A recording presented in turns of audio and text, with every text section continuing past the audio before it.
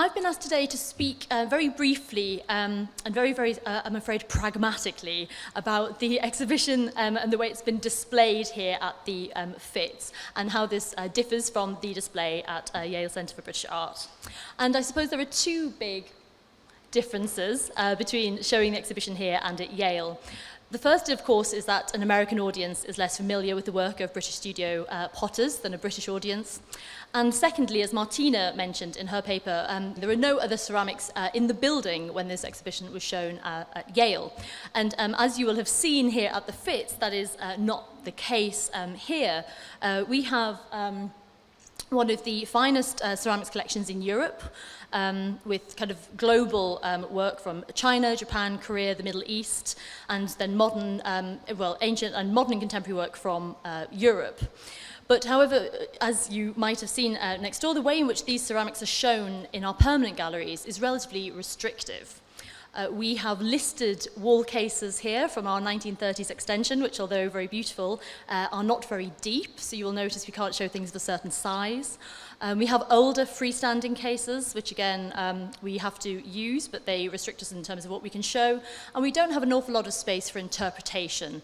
The museum historically has packed it in, and there are lots and lots of cases and not a lot of space for interpretation. And although our collection does not rival the contents of the British studio pottery on show in the exhibition, we do actually have quite a large collection of it ourselves, right here on the ground floor in the Glacier Gallery, adjacent to where we're sitting. This shows about 100 or so pieces of the 700-piece bequest from Dr. John Shakeshaft, pictured on the right. He bequeathed his collection to the Fitzwilliam in 2016, and we've just got a little portion of it out on display. He didn't leave any restrictions as to how it can be displayed or what we could do with it, so that was one of, in fact, my first tasks when I started here at the museum, was to put some of this out on display. And we're also fortunate to have the patronage of Sir Nicholas and Lady Judith Goodison. The Goodison collection is an ever-growing and expanding collection of over 130 works of contemporary British craft, including ceramics, and they are carefully chosen by Nicholas and Judith and then given directly to us here at the museum. And we're very lucky to work with Nicholas and with the independent curator Amanda Game in displaying those again on the ground floor.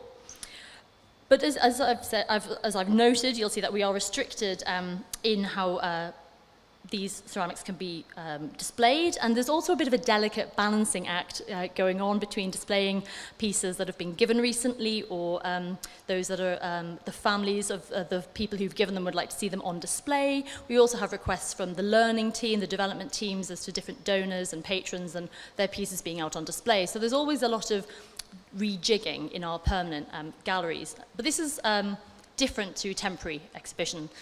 Temporary exhibitions here have a budget, although it's much smaller than we'd like it to be. But as they are temporary, they allow us to be a bit more experimental and take more risks than perhaps we would normally in our permanent galleries.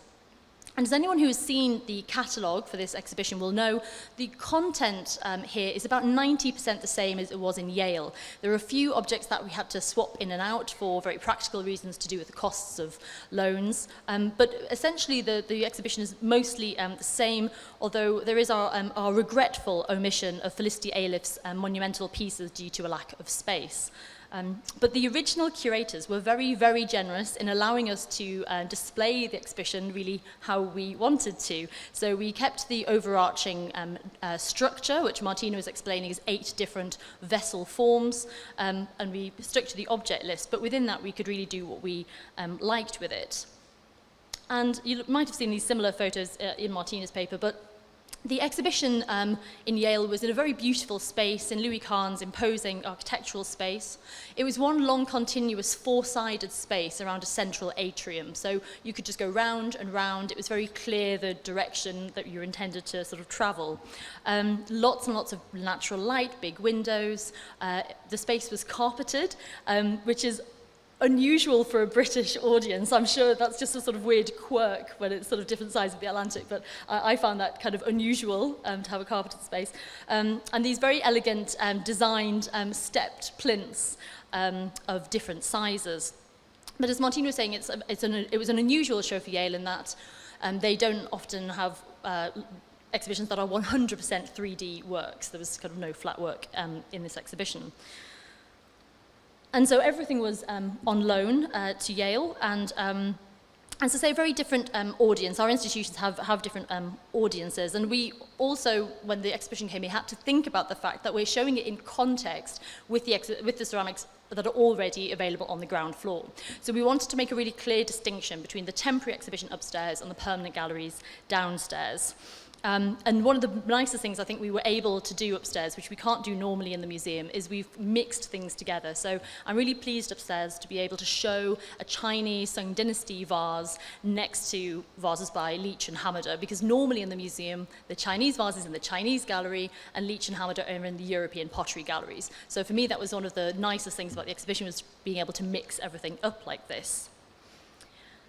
So with this in mind, this is the show upstairs. Our former head of exhibitions and now full-time ceramic artist, Mella Shaw, and I, we designed the exhibition to be bolder than our permanent galleries and to make it stand apart.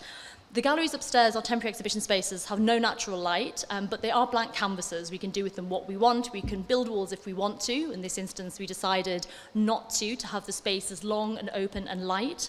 And since ceramics can have higher light levels, we raised them to be as high as we could have them, which is 200 lux. The only slightly tricky feature here at the Fitz is, although we took over our 20th century gallery, which is the big square gallery at the end with Julian and Halima's work in, there's no obvious route through those three galleries. So although there is an ideal route through the exhibition, which takes the same narrative you see in the catalogue, we find that some visitors at the Fitz will come at it halfway through. They will come at it from the end. They occasionally will skip a room. And that's just something we have to try and guide against, but we have to accept that that happens here because of the nature of our spaces.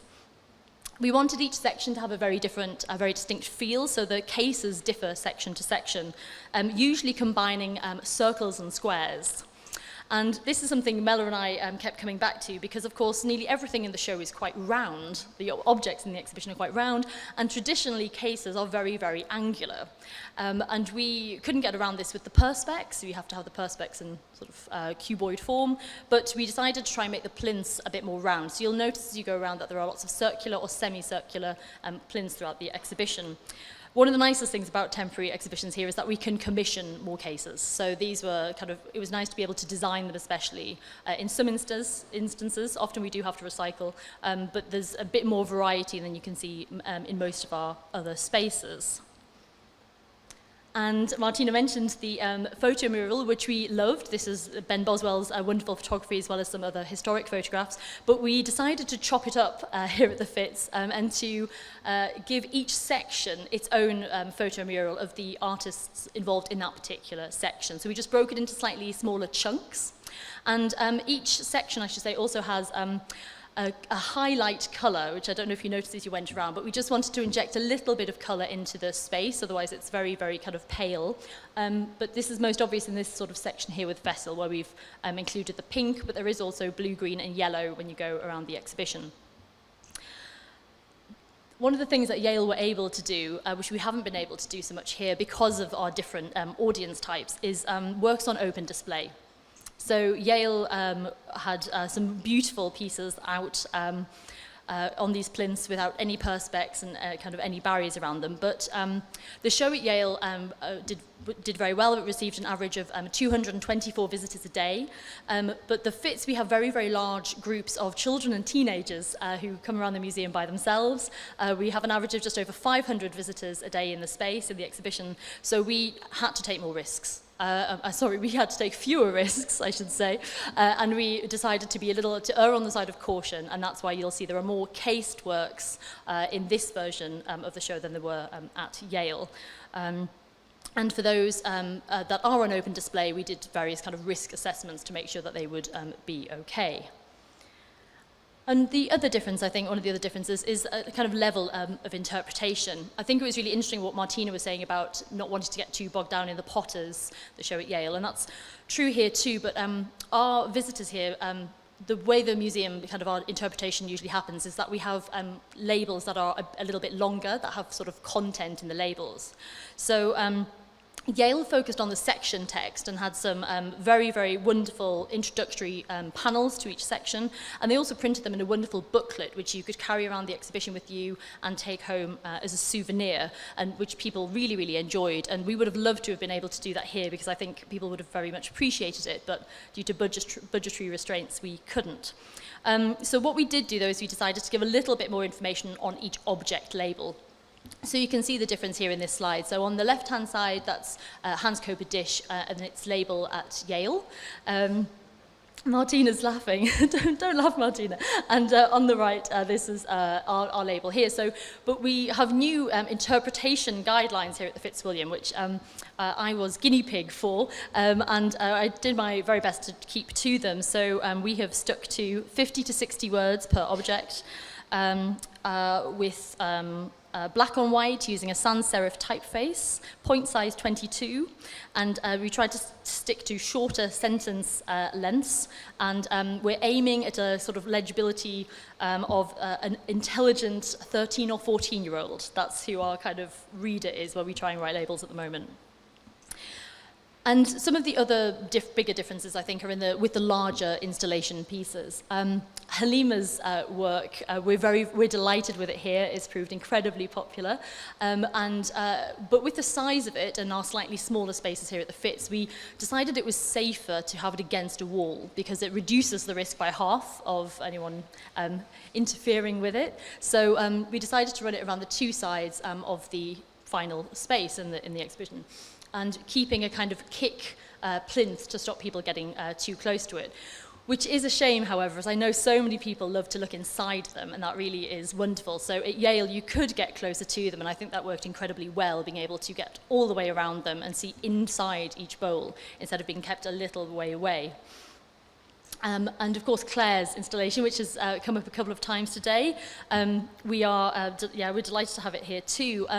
But I think it's, as Martino did mention, it's very different here. This installation's 80 large red vases is shown at Yale, was shown in the architectural space of the foyer, and dotted throughout a couple of galleries. It looked very, very impressive in that space, and it was beautiful that you could see down on it from some of the upper floors throughout the atrium. But it is slightly more similar to how it's been displayed previously, which is in other architectural spaces, such as the Spode factory at the British Ceramics Biennial in Stoke. Whereas, as I hope you saw over lunch here at the Fitz, for the first time, I think, since it was made, it's been shown in the context of other ceramics. And it's featured in the final room of the exhibition itself, but also spread throughout the Korean, Chinese, and European pottery galleries on the ground floor here. So for the first time, it is actually juxtaposed against other ceramics made in China. And we're also really delighted that we were able to borrow from the V&A the original small blue and white 16th century Chinese bowl, which was actually the inspiration for the whole piece. And that's the first time it's been displayed alongside the installation made in China. So I think it's clear, I hope it's clear, that the exhibition has worked equally well in different spaces, different institutions, and for different audiences. The generosity of the original curators and of Yale Centre for British Art in letting us design and display the show in a way that suited the Fitz has resulted in an exhibition that has been equally successful at two very different venues, and has allowed these wonderful objects to be seen by visitors on both sides of the Atlantic. Thank you.